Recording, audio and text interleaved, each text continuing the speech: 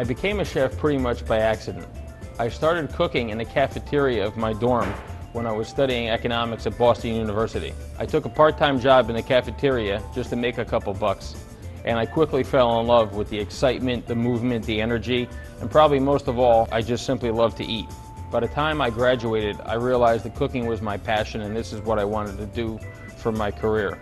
So I went to cooking school, went to the Culinary Institute of America, and spent a long time working my way up.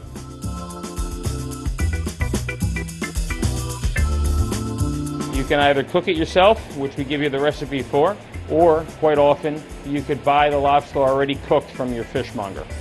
The first thing we're going to do is to remove the claws. Grabbing the lobster by the back of the head, you've got the claw and what we call the knuckle, which is almost like the arm. Grab it by the base of the knuckle and just simply twist it, and the claw will pop right off, and we'll twist the other one off. Comes off very, very easily. The next step is to remove the tail. Grab the lobster by the base of the head and by the front of the tail pretty firmly, and then just give it a twist, and the tail will come right off. This is a female lobster, and what you can see here is some of the green roe. In this case, the roe is not fully cooked yet. What we do to clean the tail, using a kitchen towel, and give it a squeeze along the edges here. Not too hard, but you're going to crack the back and the underside of the shell, and then putting your fingers underneath the sides of the shell and this part of your thumbs along the back, you're going to just crack it open, and then the tail will come right out in one piece. Now, to clean the vein out of the cooked lobster, put the lobster on its side and using a knife, cut along the back, opening it up, and you can see here where some of the roe has been cooked and it's bright red, and where some of it hasn't been fully cooked yet. And then there'll be the vein or the intestine, which runs along this inside.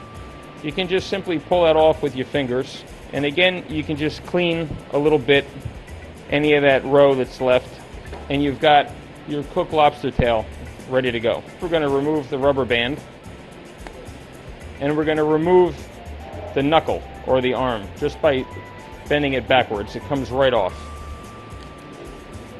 Grab this little part of the claw, bend it backwards, and then forward and twist it, and you're going to see a little piece of cartilage come out. This is where we have two options on how to clean the claw and remove the meat from the claw. With the base of the knife and the claw upside down against the cutting board, we're going to strike the lobster claw about 1/4 inch from where the pincer was, pretty firmly, but not too hard to go all the way through. And just be careful of your other hand. And then you're going to twist one way and then another one, and you're going to crack the claw shell right in half, and then you can remove the meat in one piece from the claw. Now, the other way is what I call the window method. You might want to hold the lobster claw in a towel just for safety's sake, and using kitchen shears. You want to use a good heavy snip type of shears with short, fine blades rather than large, heavy kitchen shears. Be careful not to hit your hand with the scissors.